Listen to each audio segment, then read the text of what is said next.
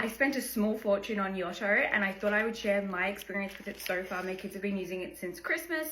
What do I think about it? So firstly, I brought 2 of the minis for my big boys. They are 11 and 9. And then I brought one of the original ones for my daughter who is 4 years old. You're probably thinking it's a bit weird that I would buy an 11-year-old a Yotto. The reason I did is because we are, I would say, pretty strict when it comes to tech. We don't have iPhones, iPads, any of that kind of stuff for my big boys. And I wanted to still give them something that they have control over and they have a bit of autonomy, but ensure that it's 100% safe. We are phasing out the Nintendo Switches and we are hoping that this is what will take over. The mini adventure pack for my son, the reason I love it is because it came with headphones, super good. They've been listening to it every single time we go in the car.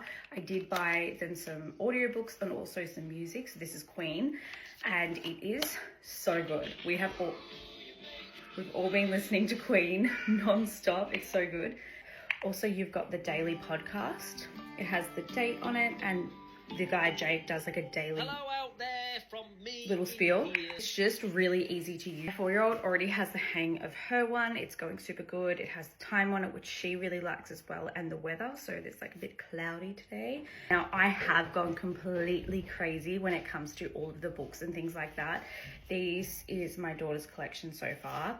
Long story short, I kept getting vouchers from Yotto and I just kept buying cards, and these actually came really, really quickly. Now, the reason I also love it is because obviously I have 3 Yotto players, but when I buy one card, I can use the make your own card to copy what I've brought onto the different cards. For example, this is Queen. I've shown you my physical card, but then I have the make your own cards and I use my phone to put this on, if that makes sense. So I feel like if you have multiple kids, you're not having to buy 3 of the same card. You can kind of just do a little bit of a make your own and they can all enjoy it.